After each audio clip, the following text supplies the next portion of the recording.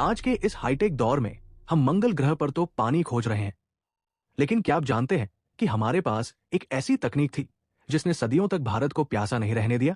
नमस्ते दोस्तों, मैं हूं आपका क्लासमेट और आज हम बात करेंगे अनुपम मिश्र जी के उस प्रसिद्ध लेख की जो हमें हमारी जड़ों की याद दिलाता है। आज भी खरे हैं तालाब। अक्सर हमें लगता है कि पानी सिर्फ पाइपलाइनों और मशीनों से आता है, लेकिन इस वीडियो में हम तालाबों के उस खरे विज्ञान को डिकोड करेंगे जिसे हम आज भूलते जा रहे हैं। हम इस चैप्टर के उन सभी टॉप 12 सवालों को रटने के बजाय एकदम प्रोफेशनल और आसान तरीके से समझेंगे, ताकि आप बोर्ड एग्जाम्स में सबसे बेहतरीन उत्तर लिख सकें। तो अपनी नोटबुक निकालिए और चलिए इस खरे सफर की शुरुआत करते हैं।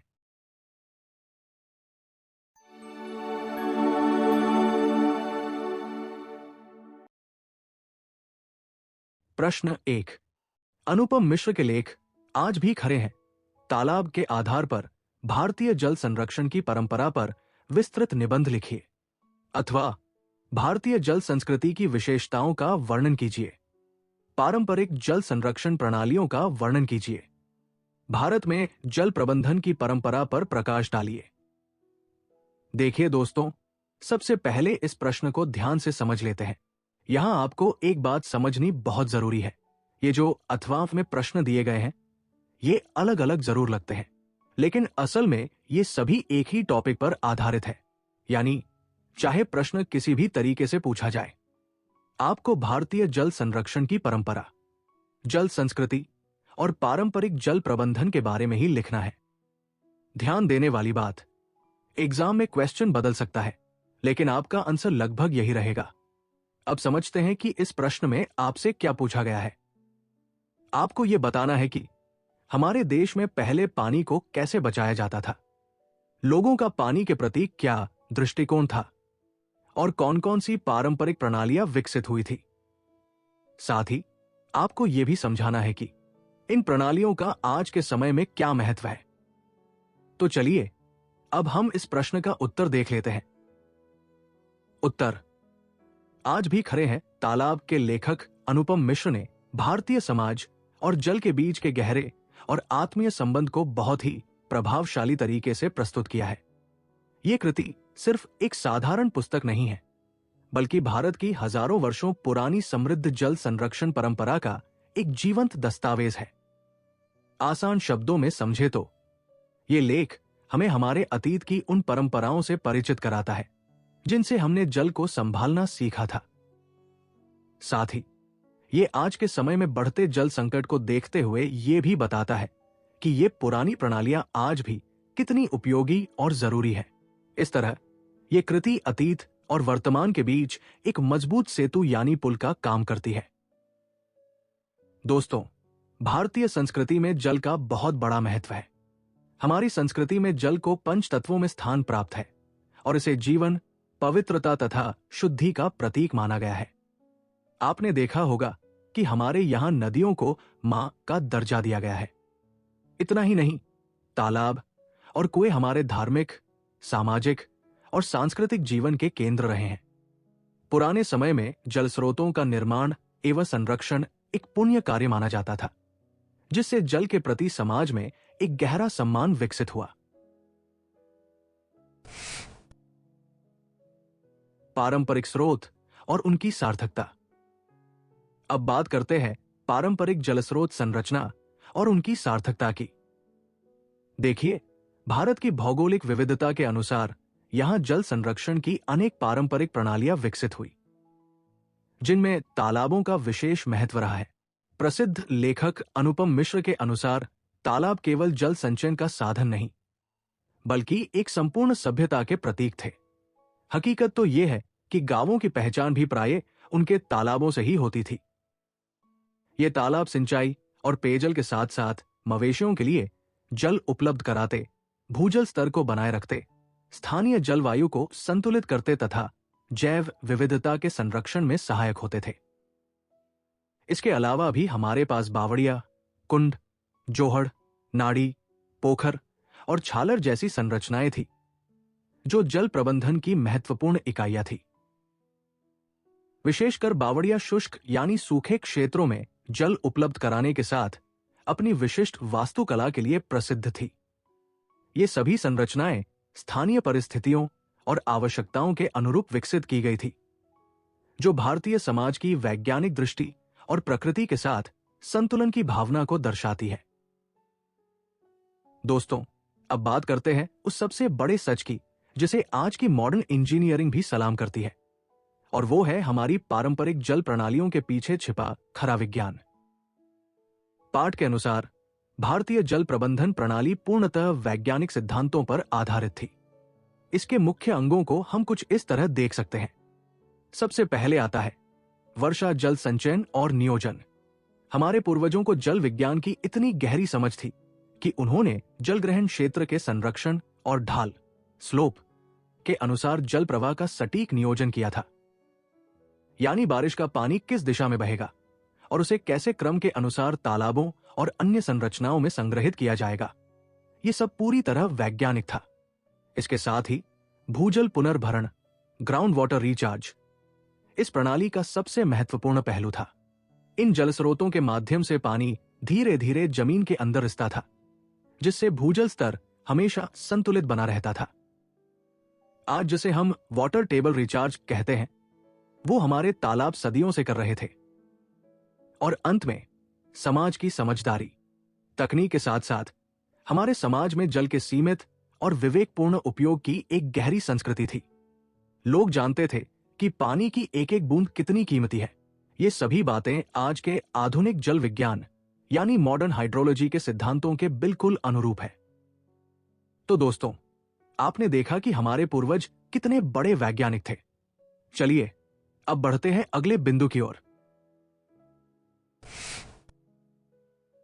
तो दोस्तों, अभी हमने जल प्रबंधन के विज्ञान को समझा। अब चलिए बात करते हैं इसके सबसे खूबसूरत पहलू की, जो है प्रकृति के साथ सामंजस्य। देखिए, यह प्रणाली प्रकृति के चक्रों को समझकर विकसित की गई थी। जल का उपयोग आवश्यकता के अनुसार और सीमित मात्रा में किया जाता था। इस प्रकार यह व्यवस्था पर्यावरण के अनुकूल और दीर्घकालिक रूप से टिकाऊ थी। यानी हमारे पूर्वज जानते थे कि प्रकृति से उतना ही लेना है जितना जरूरी हो। समाज की ताकत, इस पूरे सिस्टम की जो सबसे बड़ी जान थी, वो थी सामुदायिक सहभागिता। पारंपरिक जल संरक्षण की सबसे बड़ी विशेषता सामुदायिक भागीदारी थी। तालाब और अन्य जलस्रोत सामूहिक संपत्ति माने जाते थे। उनका निर्माण श्रमदान से होता था तथा रखरखाव की जिम्मेदारी भी पूरे समाज की होती थी।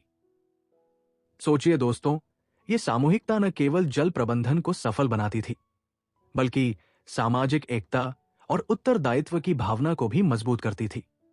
यानी पानी ने पूरे समाज को एक धागे में पिरो रखा था। आज के समय में इसकी जरूरत। अब सवाल यह है कि आज हम इसे क्यों पढ़ रहे हैं? इसकी वर्तमान संदर्भ में प्रासंगिकता क्या है? सच तो यह है कि आज शहरीकरण, औद्योगिकरण और जल के अत्यधिक दोहन के कारण जल संकट बढ़ रहा है। ऐसे में पारंपरिक प्रणालियां टिकाऊ, किफायती और स्थानीय परिस्थितियों के अनुकूल समाधान प्रदान करती है। आज कई प्रयासों के माध्यम से तालाबों के पुनर्जीवन और सामुदायिक सहभागिता को पुनः बढ़ावा दिया जा रहा है, जिससे जल सुरक्षा और पर्यावरण संतुलन दोनों सुनिश्चित हो सकते हैं। निष्कर्ष और संदेश। दोस्तों, अनुपम मिश्र के विचारों से प्रेरित होकर आज कई सरकारी एवं गैर सरकारी प्रयास पुराने तालाबों के पुनर्जीवन, मरम्मत और निर्माण की दिशा में कार्य कर रहे हैं। साथ ही सामुदायिक सहभागिता को भी पुनः प्रोत्साहित किया जा रहा है। इस प्रकार आज भी खरे हैं तालाब हमें ये सिखाती है कि हमारे पूर्वजों का ज्ञान केवल परंपरा नहीं, बल्कि वैज्ञानिक और व्यावहारिक समाधान है। याद रखिए, पारंपरिक जल संरक्षण पद्धतियों को अपनाकर न केवल जल संकट का समाधान संभव है, बल्कि पर्यावरण संतुलन और सामुदायिक सशक्तिकरण भी सुनिश्चित किया जा सकता है। यदि हम इन प्रणालियों को पुनर्जीवित करें, तो जल संकट का स्थायी समाधान संभव है। अंत में बस इतना ही कहूंगा कि जल संरक्षण केवल आवश्यकता नहीं, बल्कि हमारी सांस्कृतिक और नैतिक जिम्मेदारी भी है। प्रश्न 2। तालाबों का केवल जल संग्रहण ही नहीं, अपितु सामाजिक, सांस्कृतिक और पर्यावरणीय दृष्टि से भी महत्व है? स्पष्ट कीजिए। अथवा तालाबों को एक सभ्यता का प्रतीक क्यों कहा गया है? स्पष्ट कीजिए। तालाब केवल जल स्रोत नहीं, बल्कि एक सभ्यता के प्रतीक है। स्पष्ट कीजिए। तालाबों का भारतीय जीवन में क्या स्थान है? तालाबों के बहुआयामी महत्व पर प्रकाश डालिए। देखिए दोस्तों, यहां भी आपको एक चीज बहुत ध्यान से समझनी है। ये जो अथवा में अलग अलग प्रश्न दिए गए हैं, ये देखने में अलग जरूर लगते हैं, लेकिन इनका मूल भाव एक ही है। यानी आपसे ये पूछा जा रहा है कि तालाब केवल पानी जमा करने के लिए ही नहीं होते, बल्कि उनका महत्व हमारे जीवन के कई क्षेत्रों में होता है। सीधे शब्दों में कहें तो आपको तालाबों के बहुआयामी महत्व को समझाना है।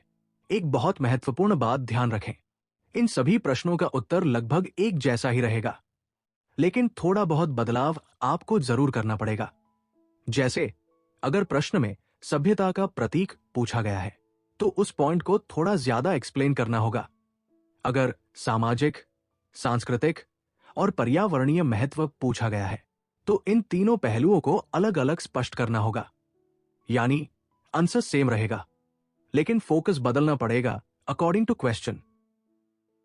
अब समझते हैं कि आपको अपने उत्तर में क्या क्या लिखना है।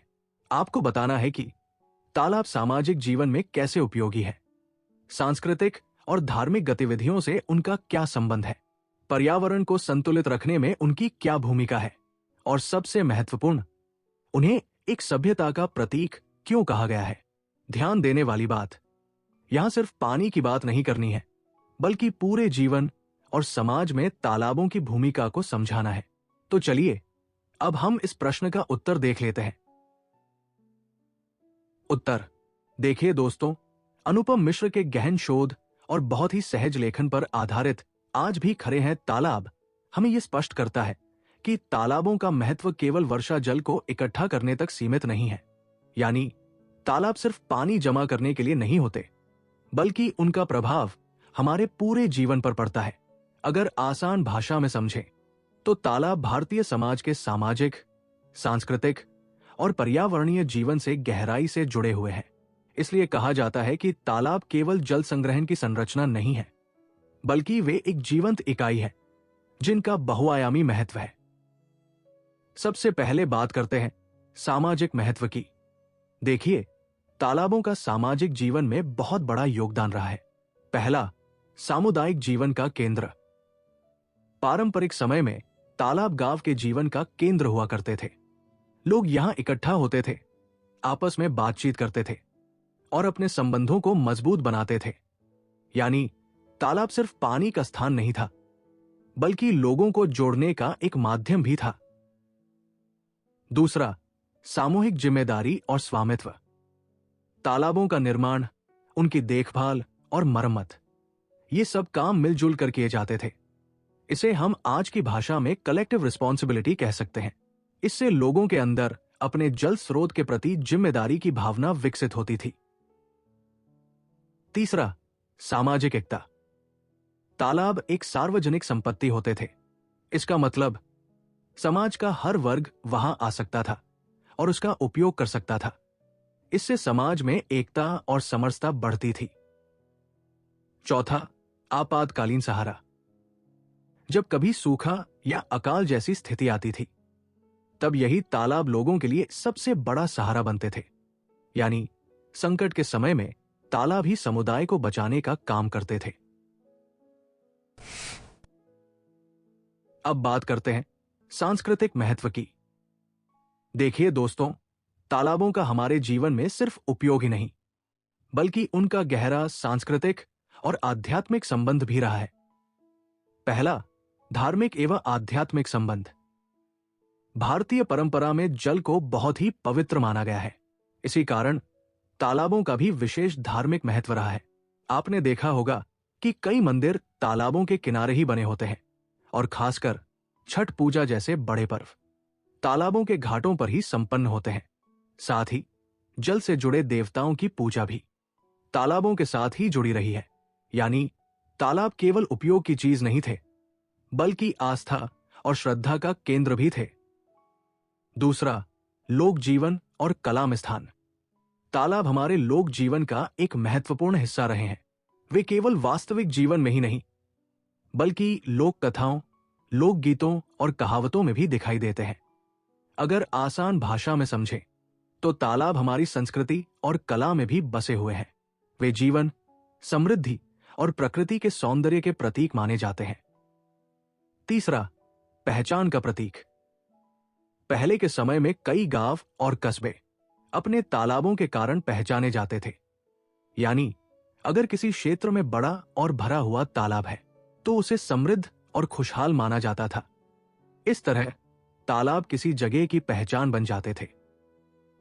चौथा, परंपरा और विरासत का हस्तांतरण। तालाबों से जुड़ा ज्ञान, जैसे उन्हें कैसे बनाया जाए, कैसे संभाला जाए और उनका सही उपयोग कैसे किया जाए, यह सब पीढ़ी दर पीढ़ी आगे बढ़ता रहा। इससे हमें यह पता चलता है कि हमारे पूर्वजों को अपने पर्यावरण की गहरी समझ थी और वे पारंपरिक तकनीकों का बहुत ही समझदारी से उपयोग करते थे। अब बात करते हैं पर्यावरणीय महत्व की। देखिए दोस्तों, तालाबों का महत्व सिर्फ समाज और संस्कृति तक ही सीमित नहीं है, बल्कि पर्यावरण को संतुलित रखने में भी इनकी बहुत बड़ी भूमिका होती है। पहला, भूजल पुनर्भरण। तालाबों का सबसे बड़ा फायदा यह होता है कि वे वर्षा के पानी को धीरे धीरे जमीन में समाने में मदद करते हैं। यानी पानी सीधे बहकर बर्बाद नहीं होता, बल्कि जमीन के अंदर जाकर भूजल स्तर को बनाए रखता है। इसी कारण कुओं और बोरवेल में पानी की उपलब्धता बनी रहती है। दूसरा, स्थानीय जलवायु का नियमन। तालाब आसपास के तापमान को संतुलित रखने में मदद करते हैं। कैसे? जब पानी वाष्पीकरण करता है, तो वो वातावरण को ठंडा करता है। इससे उस क्षेत्र की माइक्रोक्लाइमेट यानी स्थानीय जलवायु पर सकारात्मक प्रभाव पड़ता है। तीसरा, जैव विविधता का संरक्षण। तालाब कई प्रकार के जीव जंतुओं के लिए घर का काम करते हैं, जैसे पौधे, मछलियां, पक्षी और अन्य जीव। सभी को तालाबों में रहने का स्थान मिलता है। इस प्रकार तालाब एक पूरे पारिस्थितिकी तंत्र को बनाए रखने में मदद करते हैं। चौथा, मिट्टी के कटाव की रोकथाम। जब तेज बारिश होती है, तो पानी तेजी से बहता है और मिट्टी को भी साथ ले जाता है, लेकिन तालाब इस बहाव को रोकते हैं और मिट्टी के कटाव को कम करते हैं। इससे उपजाऊ मिट्टी सुरक्षित रहती है। पांचवा, बाढ़ नियंत्रण। बड़े तालाब अतिरिक्त वर्षा जल को अपने अंदर जमा कर लेते हैं। इससे अचानक पानी का बहाव कम हो जाता है और बाढ़ आने का खतरा भी घट जाता है। कंक्लूजन। इस प्रकार अनुपम मिश्र अपनी कृति आज भी खरे हैं तालाब के माध्यम से ये स्पष्ट करते हैं कि तालाब केवल जल भंडारण के साधन नहीं है, बल्कि वे भारतीय समाज, संस्कृति और पर्यावरण के अभिन्न अंग हैं। अगर तालाब नष्ट होते हैं, तो इसका असर केवल पानी की कमी तक सीमित नहीं रहता, बल्कि इससे सामाजिक एकता कमजोर होती है, हमारी सांस्कृतिक विरासत को नुकसान पहुंचता है और पर्यावरणीय संतुलन भी बिगड़ जाता है। इसलिए यह बहुत जरूरी है कि हम तालाबों का संरक्षण करें और उनका पुनर्जीवन करें, क्योंकि ये केवल जल सुरक्षा के लिए ही नहीं, बल्कि हमारे पूरे सामाजिक, सांस्कृतिक और पर्यावरणीय संतुलन के लिए आवश्यक है। अतः हम कह सकते हैं कि तालाब केवल जल स्रोत का साधन नहीं, बल्कि एक पूरी सभ्यता के प्रतीक है।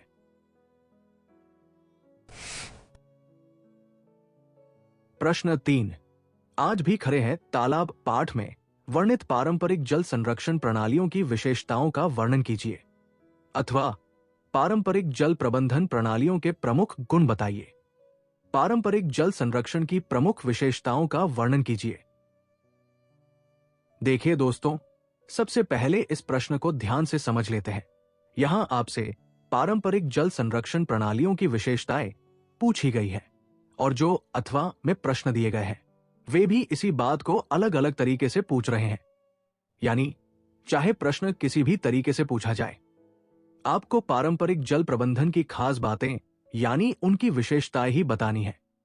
एक महत्वपूर्ण बात ध्यान रखें, यहां आपको उदाहरण या महत्व ज्यादा नहीं लिखना है, बल्कि सीधे सीधे उन प्रणालियों की खासियतों पर फोकस करना है, यानी आंसर पॉइंट वाइज और क्लियर होना चाहिए।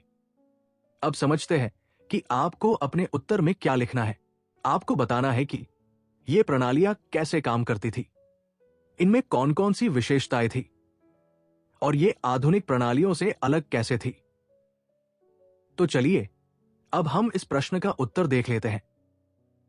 उत्तर: अनुपम मिश्र के अनुसार भारतीय पारंपरिक जल प्रबंधन प्रणालियां केवल ईंट पत्थर का ढांचा नहीं थी, बल्कि वे एक बहुत ही गहरी सोच और विज्ञान का नतीजा थी।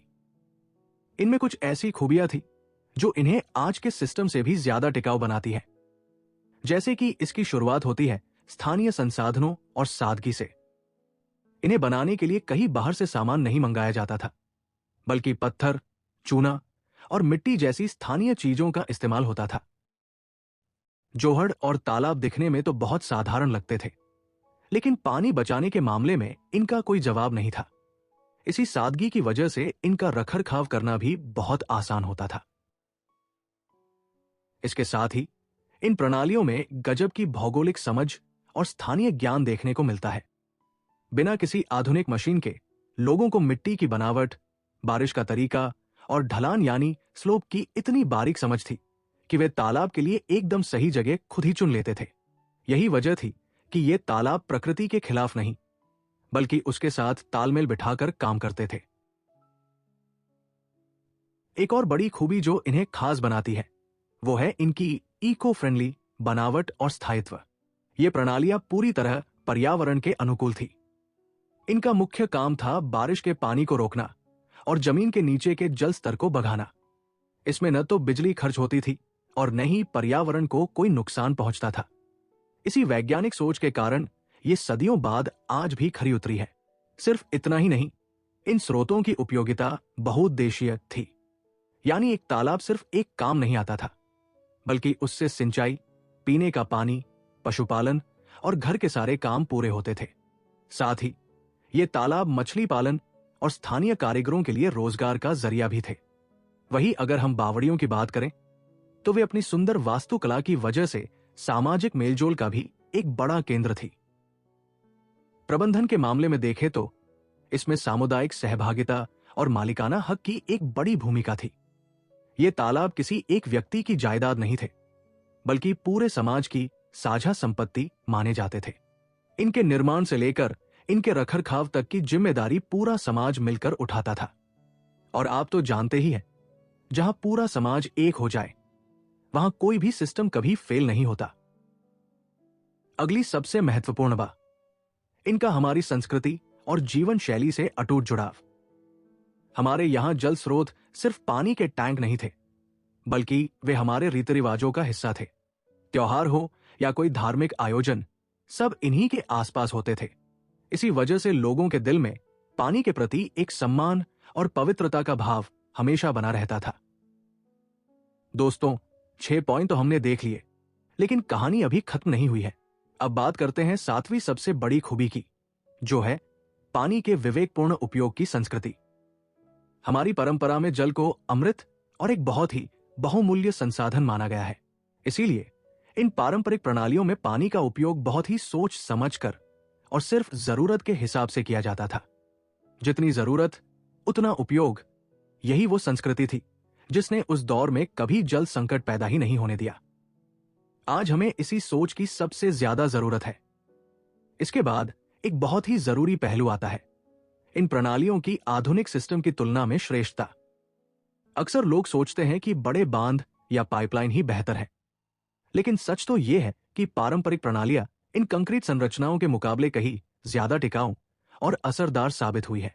जहां आज का आधुनिक सिस्टम भारी खर्च, बिजली और सरकारी मेंटेनेंस पर टिका है, वहीं हमारी ये पुरानी संरचनाएं कम लागत वाली और पूरी तरह आत्मनिर्भर होती थी। सबसे बड़ा अंतर यह है कि आज की तकनीक अक्सर प्रकृति को नुकसान पहुंचाकर पानी को बस खींचती है, जबकि ये पारंपरिक तरीके प्रकृति के साथ तालमेल बिठाकर बारिश की एक एक बूंद को सहेजते थे। यही वजह है कि बिना किसी बड़ी मशीनरी के भी ये सैकड़ों वर्षों से आज तक हमें अपनी सेवा दे रही है। तो दोस्तों, अगर हम संक्षेप में कहें तो पारंपरिक जल संरक्षण प्रणालियां हमारी आत्मनिर्भरता, वैज्ञानिक सोच और प्रकृति के प्रति अटूट सम्मान का प्रतीक थी।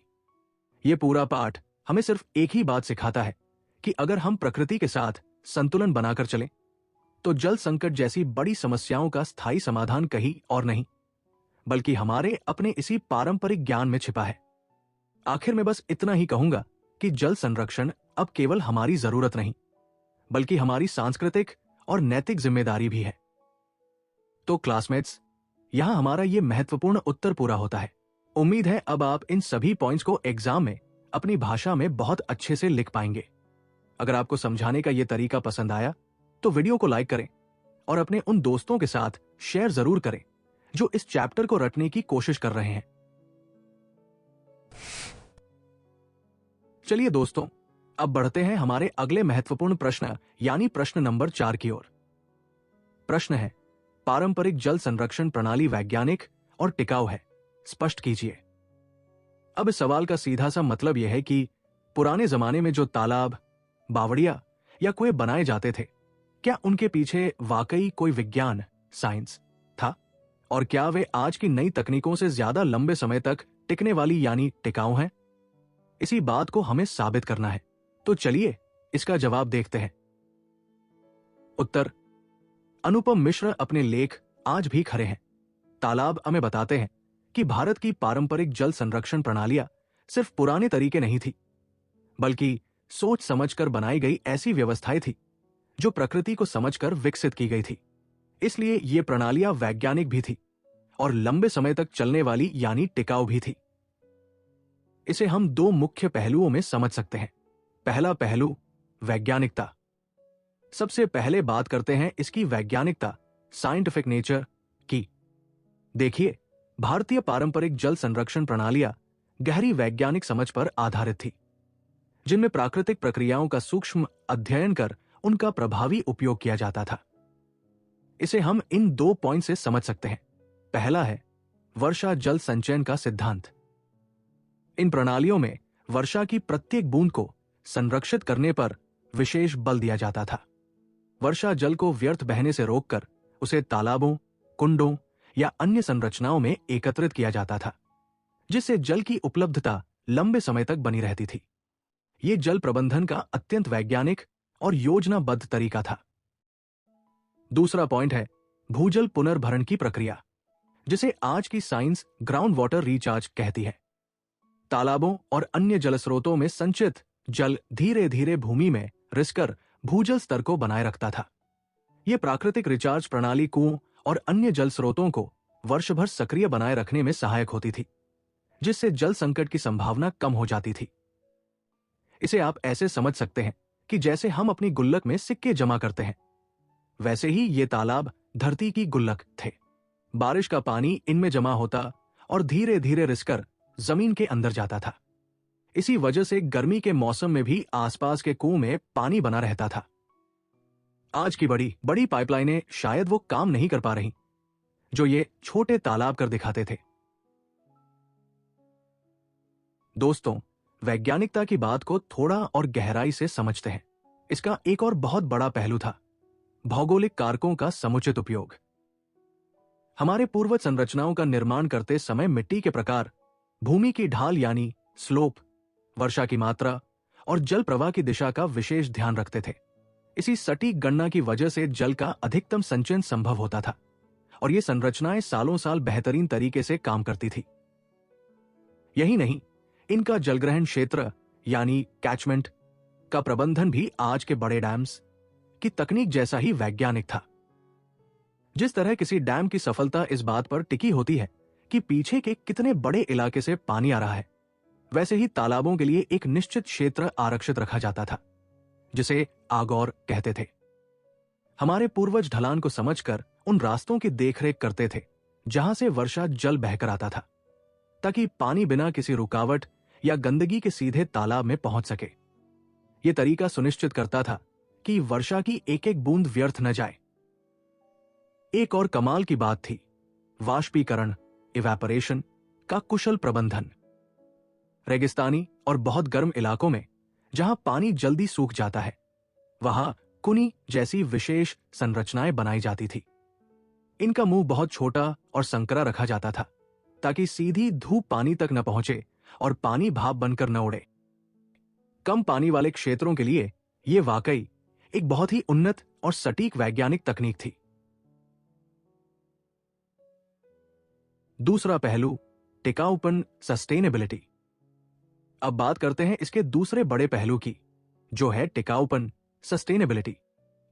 दोस्तों, ये प्रणालियां केवल कुछ दिनों के लिए नहीं बल्कि पीढ़ियों के लिए बनाई गई थी। इसमें सबसे पहली बात थी इसकी पर्यावरण अनुकूलता, इको फ्रेंडली नेचर। ये प्रणालियां प्रकृति के साथ तालमेल बिठाकर काम करती थी। इनमें किसी भी तरह की बिजली या बनावटी ऊर्जा का इस्तेमाल नहीं होता था, इसलिए पर्यावरण पर कोई बुरा असर नहीं पड़ता था। दूसरी बात, कम लागत और दीर्घकालिकता। चूंकि ये स्थानीय सामग्री और लोगों के श्रमदान से बनती थी, इसलिए इनका निर्माण और रखरखाव बहुत सस्ता था। यही कारण है कि ये संरचनाएं बिना किसी बड़े खर्च के हजारों सालों तक प्रभावी बनी रहीं। इसके साथ ही इसकी सबसे बड़ी जान थी सामुदायिक सहभागिता।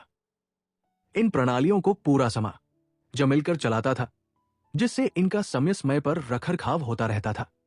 यही वजह है कि ये प्रणालियां पीढ़ियों तक टिकी रहीं। और सबसे बड़ी बात थी जल का विवेकपूर्ण और संतुलित उपयोग।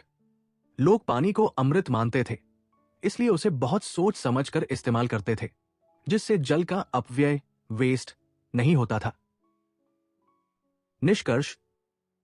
तो दोस्तों, अगर हम इस पूरे उत्तर को समेटें तो हम कह सकते हैं कि पारंपरिक जल संरक्षण प्रणालियां वैज्ञानिक सिद्धांतों पर आधारित होने के साथ साथ पर्यावरण के अनुकूल और दीर्घकालिक रूप से टिकाऊ थी। आज के बढ़ते जल संकट को देखते हुए यह बहुत जरूरी है कि हम इन पारंपरिक प्रणालियों को दोबारा अपनाएं। उम्मीद है दोस्तों, अब आपको यह वैज्ञानिकता और टिकाऊपन वाला पूरा सवाल अच्छे से क्लियर हो गया होगा।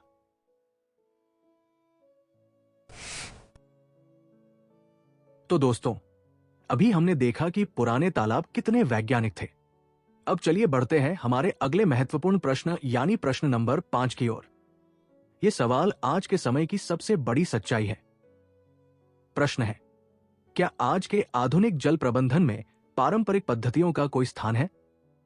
अब स्टूडेंट्स ध्यान दीजिए, यह सवाल परीक्षा में कई अलग अलग तरीकों से पूछा जा सकता है, जैसे कि आधुनिक जल प्रबंधन में पारंपरिक पद्धतियों की प्रासंगिकता बताइए। वर्तमान समय में इन प्रणालियों का क्या महत्व है? जल संकट के समाधान में इनकी भूमिका क्या है? या फिर क्या ये पुरानी प्रणालियां आज भी उपयोगी हैं? देखिए, इन सभी सवालों का सीधा सा मतलब एक ही है कि आज के इस हाईटेक जमाने में जहां हमारे पास बड़े बड़े डैम्स और वाटर प्यूरिफायर है, क्या हमें अभी भी उन पुराने तालाबों और बावड़ियों की जरूरत है? क्या वे आज के दौर के जल संकट को हल करने में हमारी मदद कर सकते हैं? यकीन मानिए, इसका जवाब बहुत ही दिलचस्प है। तो चलिए इसके पॉइंट टू पॉइंट उत्तर को समझते हैं। उत्तर, अनुपम मिश्र के अनुसार आज के आधुनिक जल प्रबंधन में पारंपरिक पद्धतियों का बहुत ही महत्वपूर्ण स्थान है। आज के इस आधुनिक युग में जहां पानी की कमी एक वैश्विक समस्या बन चुकी है, वहां इन पुरानी प्रणालियों की प्रासंगिकता पहले से कहीं ज्यादा बढ़ गई है। वर्तमान जल संकट को देखते हुए यह साफ हो जाता है कि सिर्फ आधुनिक प्रणालियां काफी नहीं है, बल्कि इन्हें अपनाना आज के समय की एक बड़ी आवश्यकता है। इसे हम इन प्रमुख बिंदुओं से समझ सकते हैं। पहला बिंदु है जल संकट का स्थायी समाधान। देखिए, आज की आधुनिक प्रणालियां अक्सर पानी के दोहन यानी उसे जमीन से खींचने पर ज्यादा ध्यान देती है, जैसे कि गहरे ट्यूबवेल। इससे हमारा भूजल स्तर लगातार गिर रहा है। इसके ठीक उलट हमारी पारंपरिक प्रणालियां जैसे तालाब और जोहड़ वर्षा जल को रोककर उसे वापस जमीन के अंदर पहुंचाती है। यह जल संकट का एक स्थायी और प्राकृतिक समाधान है। दूसरा बिंदु है कम लागत और आत्मनिर्भरता। आज के बड़े बड़े वाटर प्रोजेक्ट्स को बनाने और चलाने में करोड़ों रुपए और बिजली खर्च होती है, लेकिन हमारी पारंपरिक प्रणालियां स्थानीय मिट्टी और पत्थरों से तैयार होती है।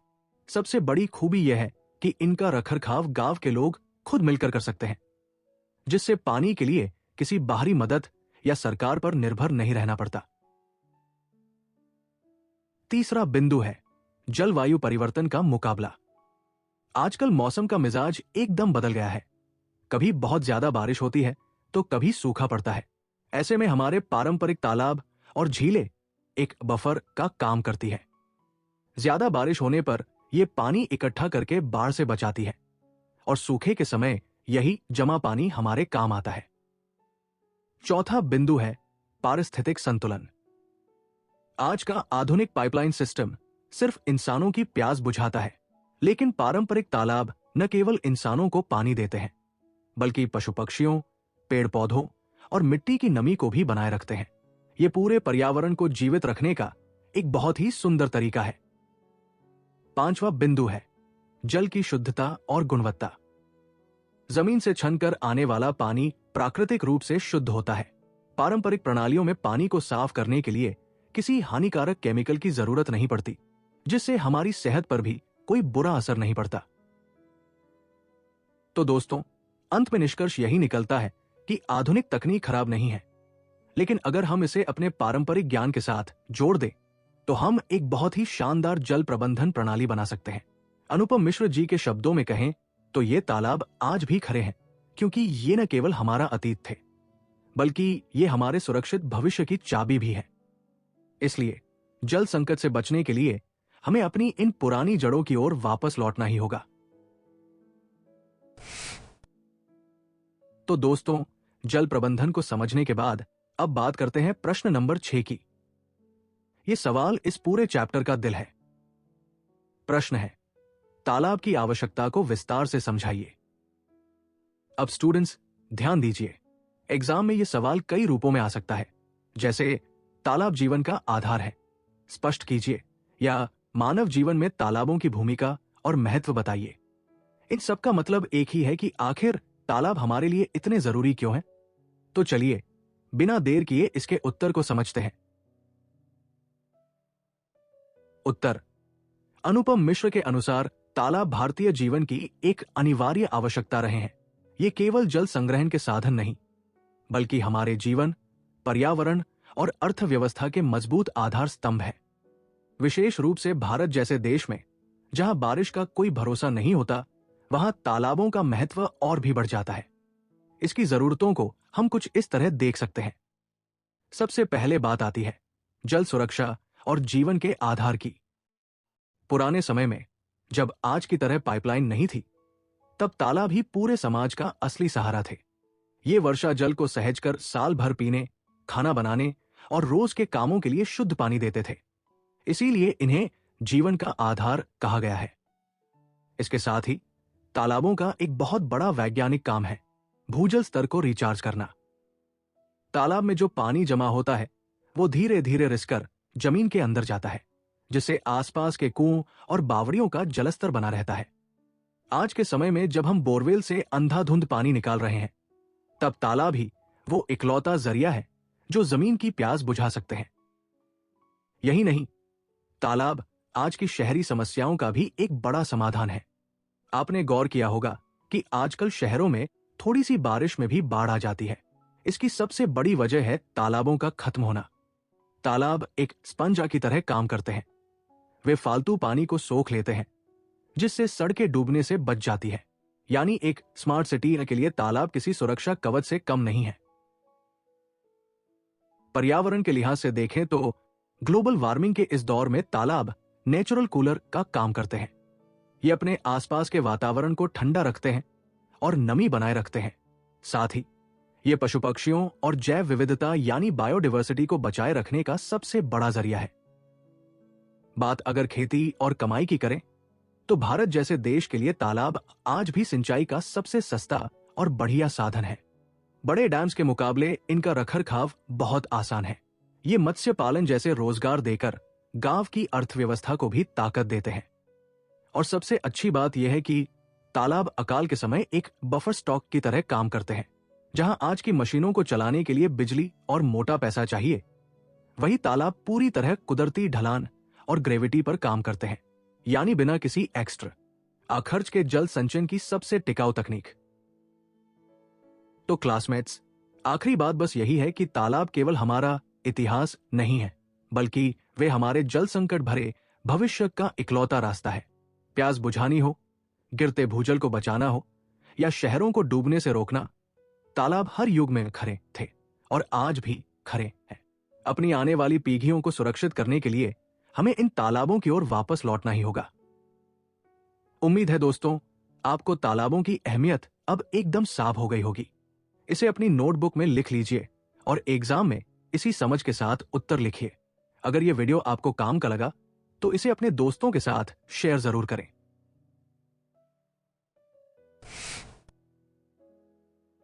तो दोस्तों, अब हम आ पहुंचे हैं इस पूरे चैप्टर के सबसे बेहतरीन सवाल पर।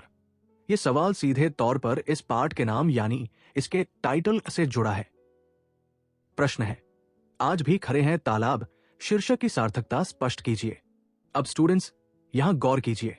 एग्जामिनर आपसे यह सवाल कई तरीकों से पूछ सकता है, जैसे लेखक ने तालाबों के लिए खरे शब्द का ही चुनाव क्यों किया? क्या आधुनिक जल संकट के दौर में यह शीर्षक आज भी सही बैठता है? या फिर तालाबों की वैज्ञानिकता और उपयोगिता के आधार पर इस शीर्षक को सिद्ध कीजिए।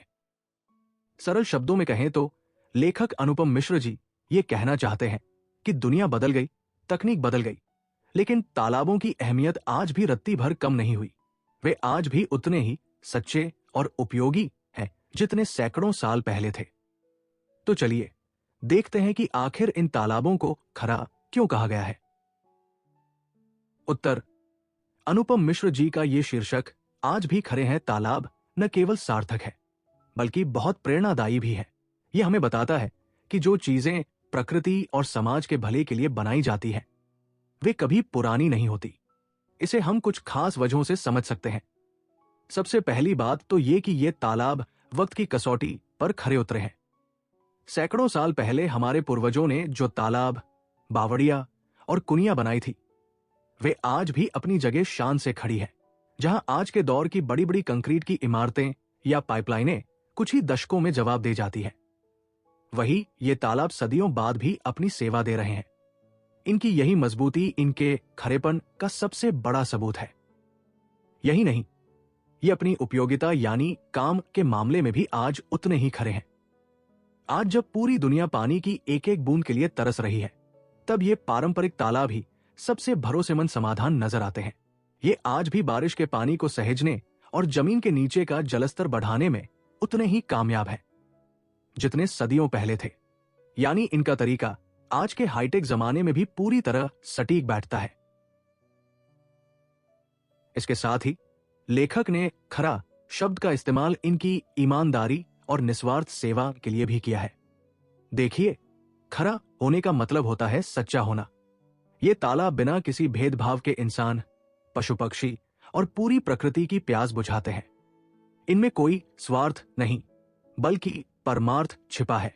समाज के लिए इनका यही निस्वार्थ योगदान इन्हें आज भी श्रेष्ठ और खरा बनाता है। और अगर विज्ञान की बात करें तो इन तालाबों को बनाने में जो दूरदर्शिता दिखाई गई थी, वो आज की मॉडर्न इंजीनियरिंग को भी हैरान कर देती है। प्रकृति को बिना कोई नुकसान पहुंचाए पानी बचाने का ये खरा विज्ञान आज भी उतना ही सच है जितना पहले था। तो क्लासमेट्स, अंत में हम यही कह सकते हैं कि इस लेख का शीर्षक केवल एक नाम नहीं है बल्कि हमारी पूरी सभ्यता का प्रतीक है।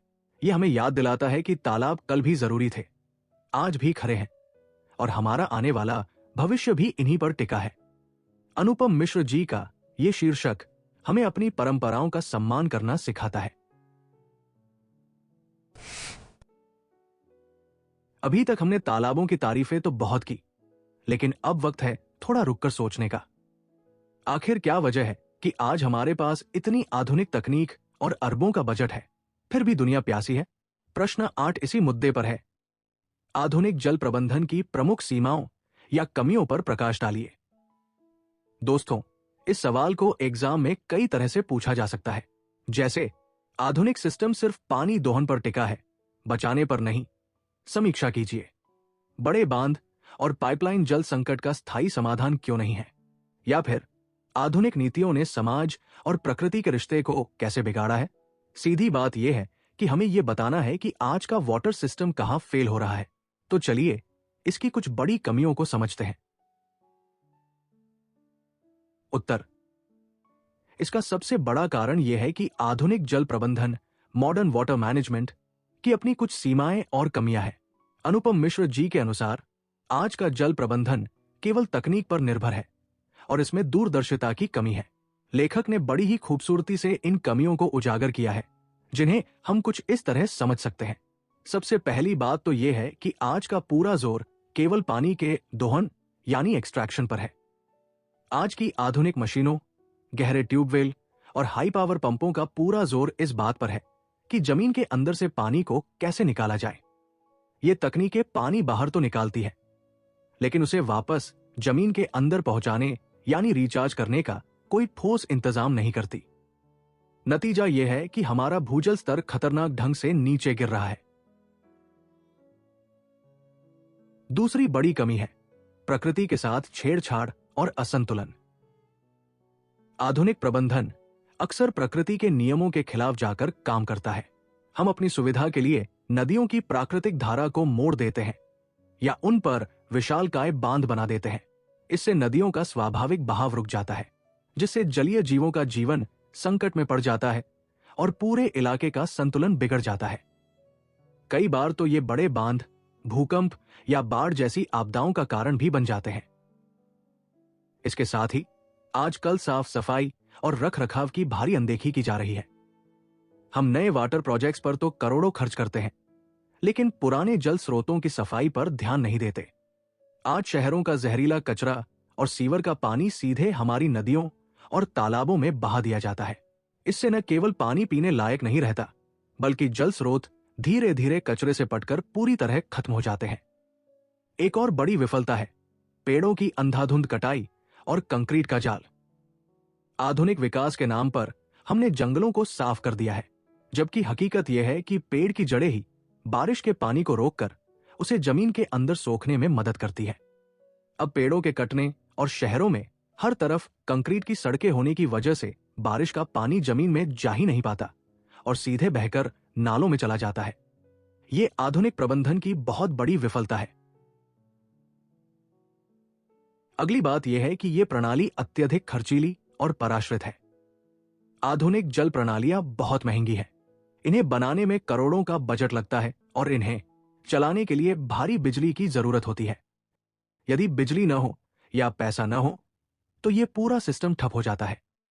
यानी यह प्रणाली पूरी तरह बिजली और मशीन पर निर्भर है, प्रकृति पर नहीं। और सबसे महत्वपूर्ण बात, सामाजिक जुड़ाव और जिम्मेदारी का अभाव। पुराने समय में तालाब और कुएं पूरे समाज की साझा संपत्ति होते थे, जिनकी सफाई और देखभाल लोग खुद करते थे। लेकिन आधुनिक प्रबंधन ने पानी को पूरी तरह सरकारी विभाग का काम बना दिया है। इससे आम आदमी की जिम्मेदारी खत्म हो गई है और हमारा समाज जल संरक्षण से पूरी तरह कट गया है। तो क्लासमेट्स, निष्कर्ष ये निकलता है कि आधुनिक तकनीक हमें पानी पहुंचा तो सकती है, लेकिन पानी बना या बचा नहीं सकती। जब तक हम आधुनिक इंजीनियरिंग को प्रकृति के सम्मान और पारंपरिक पद्धतियों के साथ नहीं जोड़ेंगे, तब तक जल संकट का समाधान संभव नहीं है। हमें यह समझना होगा कि पानी फैक्ट्रियों में नहीं बनता, बल्कि इसे सहेजने के लिए हमें पेड़ों, तालाबों और नदियों को उनके प्राकृतिक रूप में बचाना ही होगा।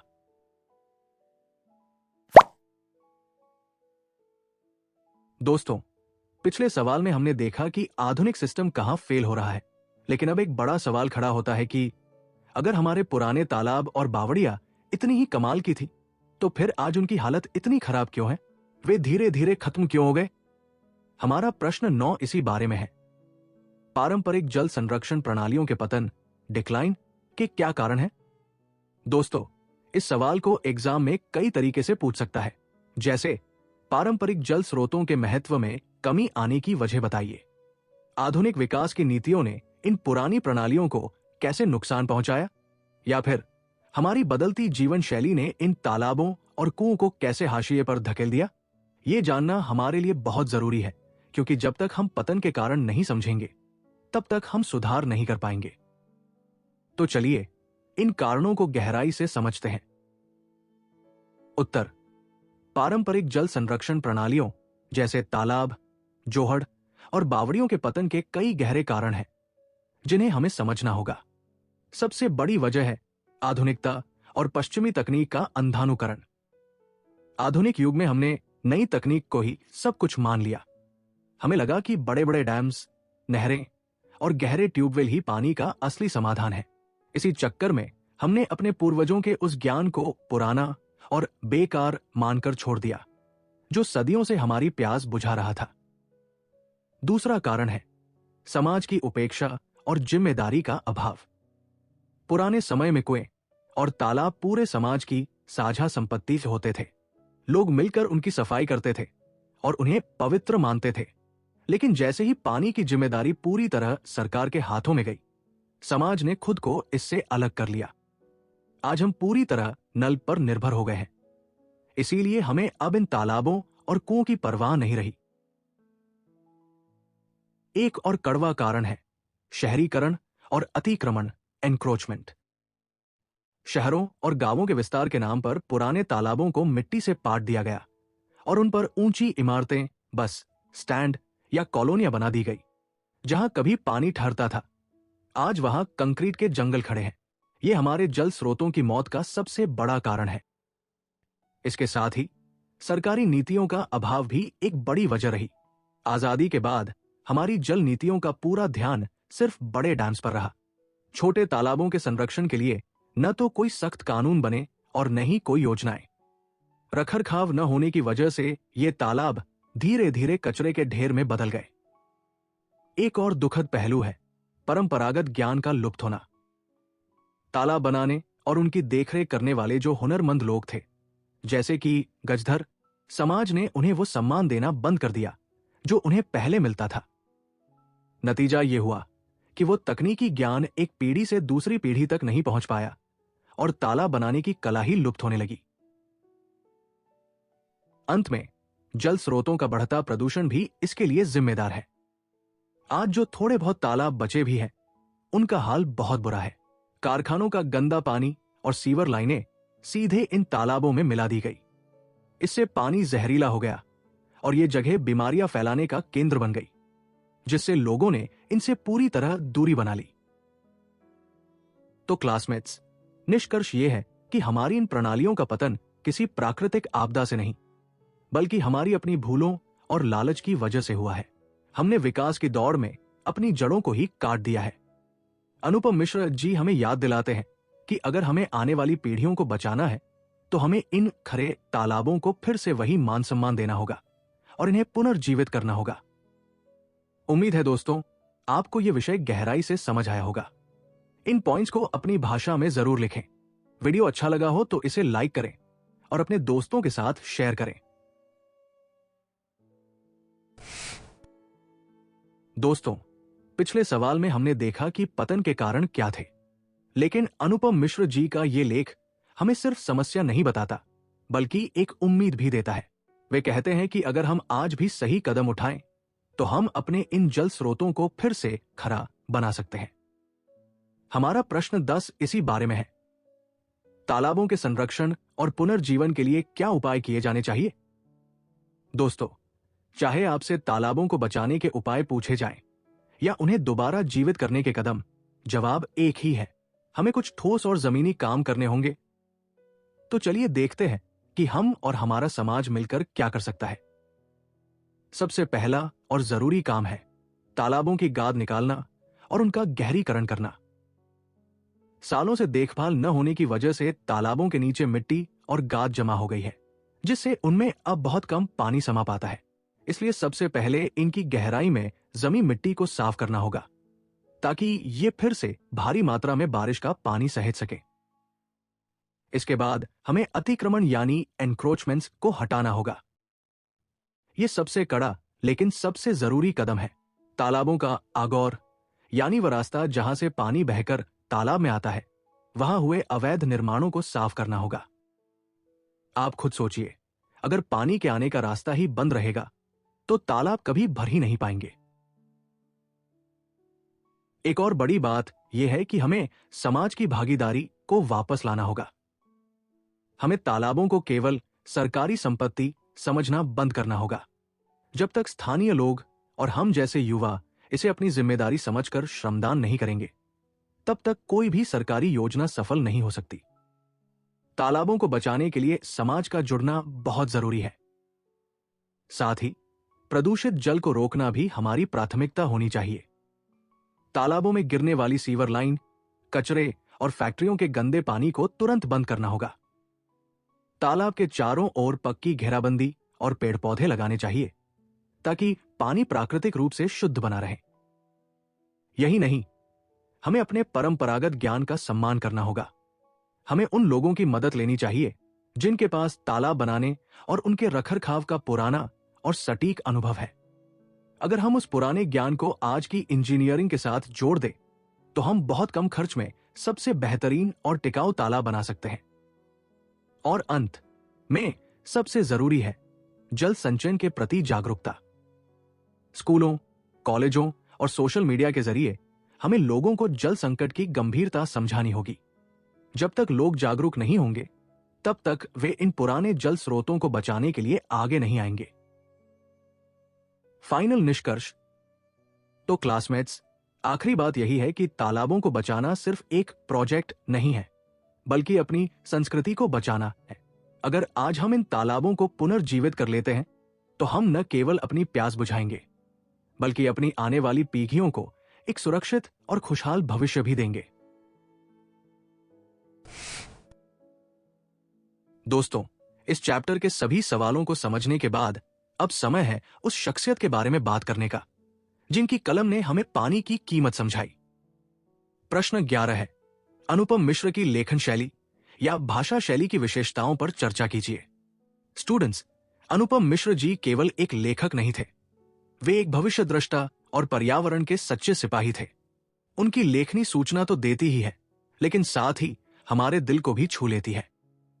तो चलिए देखते हैं कि उनकी लेखन शैली में ऐसा क्या जादू है जो हमें इतना प्रभावित करता है। उनकी सबसे पहली खूबी है सरलता और सहजता। मिश्र जी की भाषा बहुत ही सरल और प्रवाहपूर्ण है। वे भारी भरकम तकनीकी शब्दों के बजाय ऐसी भाषा का इस्तेमाल करते हैं जिसे एक आम इंसान भी आसानी से समझ सके। उनकी शैली में एक खास लय है जो आपको शुरू से अंत तक बांधे रखती है।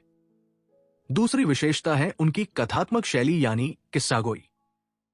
वे आपको सिर्फ सूखे आंकड़े या डेटा नहीं देते, बल्कि कहानियों और वास्तविक अनुभवों के जरिए अपनी बात कहते हैं। वे लोगों से मिलते हैं, उनके संघर्षों को सुनते हैं और उन्हें एक किस्से की तरह पाठ में पिरो देते हैं। यही वजह है कि उनका लेखन बोरिंग नहीं, बल्कि बहुत ही रोचक और जीवंत लगता है। तीसरी बात है उनका जमीनी शोध या रिसर्च। उनकी लेखनी का आधार सिर्फ किताबें नहीं है, बल्कि उनका खुद का जमीनी अनुभव है। वे खुद उन इलाकों का दौरा करते थे और स्थानीय लोगों से बात करते थे, इसीलिए उनकी बातें बहुत प्रामाणिक और भरोसेमंद लगती हैं। उनकी शैली की एक और कमाल की बात है दृश्य बिंबों का निर्माण। मिश्र जी शब्दों से ऐसे चित्र खींचते हैं कि जब आप तालाबों या बावड़ियों का वर्णन पढ़ते हैं, तो आपको महसूस होता है जैसे वो सब कुछ आपकी आंखों के सामने हो रहा हो। उनकी भाषा में एक अलग ही विजुअलाइजेशन पावर है। इसके साथ ही वे स्थानीय शब्दों का बहुत सुंदर प्रयोग करते हैं। वे गजधर, आगौर और पाल जैसे पारंपरिक शब्दों का इस्तेमाल करते हैं। ये न केवल पाठ में स्थानीय रंग भरता है, बल्कि हमारे पुराने ज्ञान को मरने से भी बचाता है। एक और बात जो उन्हें सबसे अलग बनाती है वो है उनकी विनम्रता। उनके लेखन में कहीं भी अहंकार नहीं दिखता। वे खुद को एक्सपर्ट बताने के बजाय एक सीखने वाले के रूप में पेश करते हैं। वे साधारण लोगों के ज्ञान को बहुत सम्मान देते हैं और उन्हें समाज के गुमनाम नायक की तरह पेश करते हैं। और अंत में उनकी सवाल पूछने की शैली। वे अक्सर हमसे सीधे सवाल पूछते हैं। ये सवाल हमारे आज के विकास के तरीकों पर चोट करते हैं और हमें अपनी जिम्मेदारी समझने पर मजबूर कर देते हैं। तो क्लासमेट्स, निष्कर्ष यही निकलता है कि अनुपम मिश्र की लेखन शैली का असली जादू यही है कि वो हमें अपनी विरासत का सम्मान करना सिखाती है। उनकी लेखनी हमें प्रेरित करती है कि हम अपनी प्रकृति और जल जैसे कीमती संसाधन को बचाने के लिए आगे आए।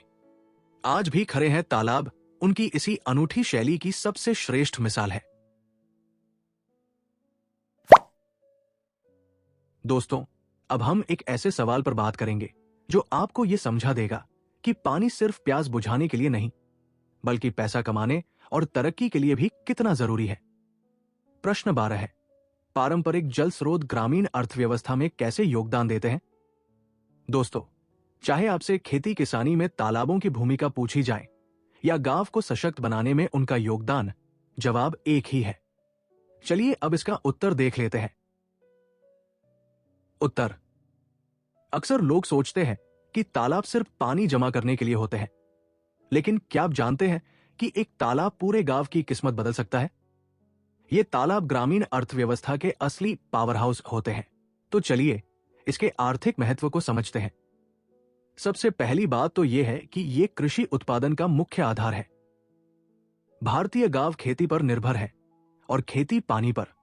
तालाबों से मिलने वाला पानी सिंचाई के लिए सबसे सस्ता और सबसे आसान साधन होता है। जब सिंचाई सही समय पर होती है तो फसल की पैदावार अच्छी होती है और सीधे तौर पर हमारे किसान भाइयों की आमदनी बढ़ती है। इसके साथ ही पशुपालन और डेयरी उद्योग में भी इनका बड़ा हाथ है। गांवों में पशुपालन कमाई का एक बहुत बड़ा जरिया है। तालाब न केवल पशुओं के पीने के पानी की व्यवस्था करते हैं, बल्कि गर्मी के मौसम में उन्हें ठंडा रखने और नहलाने के काम भी आते हैं। जब पशु स्वस्थ रहते हैं तो दूध का उत्पादन बेहतर होता है, जो गांव की अर्थव्यवस्था को मजबूती देता है। तालाबों का एक और शानदार आर्थिक फायदा है मत्स्य पालन, यानी मछली पालन। आज कई गांवों में तालाबों का इस्तेमाल व्यावसायिक स्तर पर मछली पालन के लिए किया जा रहा है। इससे गांव के युवाओं को अपने घर के पास ही रोजगार मिलता है और उन्हें काम की तलाश में शहर की ओर नहीं भागना पड़ता।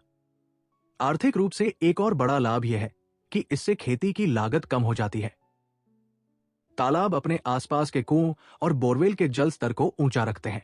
इसका फायदा यह होता है कि किसानों को बहुत गहरे और महंगे बोरवेल नहीं खोदने पड़ते और पंप चलाने के लिए बिजली या डीजल पर होने वाला खर्च भी काफी कम हो जाता है, यानी बचत भी और बढ़त भी। यही नहीं, तालाब स्थानीय कुटीर उद्योगों को भी बढ़ावा देते हैं। मिट्टी के बर्तन बनाना हो, ईंटें बनाना हो या कपड़े धोना, इन सब कामों के लिए बहुत पानी चाहिए। तालाब इन छोटे उद्योगों को मुफ्त और लगातार पानी देकर उन्हें जिंदा रखते हैं। और सबसे जरूरी बात, ये अकाल या सूखे के समय एक सुरक्षा कवच की तरह काम करते हैं। जब नदियां सूख जाती हैं, तब तालाब ही गांव की रक्षा करते हैं। ये किसी इमरजेंसी बैंक बैलेंस की तरह काम करते हैं, जिससे फसलें पूरी तरह बर्बाद होने से बच जाती हैं और गांव को भारी आर्थिक नुकसान नहीं उठाना पड़ता। तो दोस्तों, आखिरी बात बस यही है कि एक भरा हुआ तालाब मतलब एक खुशहाल और आत्मनिर्भर गांव। तालाब केवल पानी के गड्ढे नहीं हैं, बल्कि वे ग्रामीण अर्थव्यवस्था की वो तिजोरी है जो पूरे समाज को पालती है। अगर हम अपने इन पारंपरिक स्रोतों को बचा लेते हैं तो हमारे गांवों को आत्मनिर्भर बनने से कोई नहीं रोक सकता। तो दोस्तों, इसी के साथ आज भी खरे हैं तालाब चैप्टर के सभी 12 महत्वपूर्ण सवालों का यह सफर यहां पूरा होता है। एक और जरूरी बात, अगर आप चाहते हैं कि इन सभी सवालों के बेहतरीन प्रोफेशनल पीडीएफ नोट्स आपको मिले ताकि आप एग्जाम से पहले बस 5 मिनट में रिवीजन कर सकें, तो इस वीडियो पर 100 लाइक्स का टारगेट पूरा कर दीजिए। जैसे ही 100 लाइक्स पूरे होंगे, मैं इसका पीडीएफ टेलीग्राम पर शेयर कर दूंगा, तो जल्दी से लाइक बटन दबा दीजिए। जाने से पहले मैं आपसे एक छोटी सी बात कहना चाहता हूं। अनुपम मिश्र जी ने यह किताब सिर्फ परीक्षा के लिए नहीं, बल्कि हमारे जमीर को जगाने के लिए लिखी थी। जैसे मेरे गांव में, जो छत्तीसगढ़ के धमतरी जिले के अंतर्गत आता है, वहां लगभग 20 से अधिक पुराने सार्वजनिक तालाब है, जिसे हम अलग अलग नाम से जानते हैं, जैसे सीतला तारिया, लल्लू नरवा, नीम तरिया, पंचू तरिया आदि। और आज भी हमारा गांव उसी की वजह से पानी के लिए आत्मनिर्भर है। क्या आपके गांव या शहर में भी कोई ऐसा पुराना तालाब है जिसका कोई खास नाम है? अगर है तो कमेंट में अपने गांव और उस तालाब का नाम जरूर साझा करें। देखते हैं हमारे कितने क्लासमेट्स आज भी अपनी जड़ों से जुड़े हुए हैं। वीडियो को सब्सक्राइब करना मत भूलिएगा, क्योंकि अगली क्लास और भी धमाकेदार होने वाली है। मिलते हैं अगले वीडियो में। तब तक के लिए पढ़ते रहिए, अपनी जड़ों का सम्मान कीजिए और क्लासमेट के साथ आगे बढ़ते रहिए। जय हिंद, जय भारत, जय छत्तीसगढ़।